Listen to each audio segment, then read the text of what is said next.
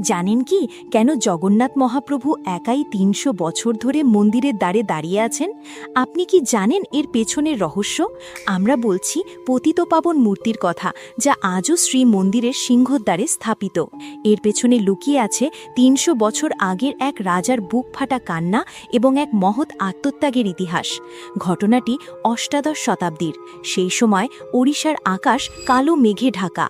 বাংলার নবাব এবং মুঘলরা বারবার পুরী মন্দিরের ওপর আক্রমণ চালাচ্ছে। তাদের একমাত্র লক্ষ্য জগন্নাথের মন্দির ধ্বংস করা এবং হিন্দু ধর্মের অবমাননা করা। সেই সময় পুরীর গজপতি রাজা ছিলেন দ্বিতীয় রামচন্দ্রদেব। তিনি কেবল রাজাই ছিলেন না, তিনি ছিলেন জগন্নাথের আদ্যসেবক। প্রভুর সেবা করাই ছিল তার জীবনের একমাত্র ব্রত। কিন্তু ভাগ্যের পরিহাসে ১৭৩১ সালে বাংলার নিষ্ঠুর নায়েব নাজিম তাকি খান পুরী আক্রমণ করেন এবং ছলনা করে রাজাকে বন্দী করেন। তাকি খান জানতেন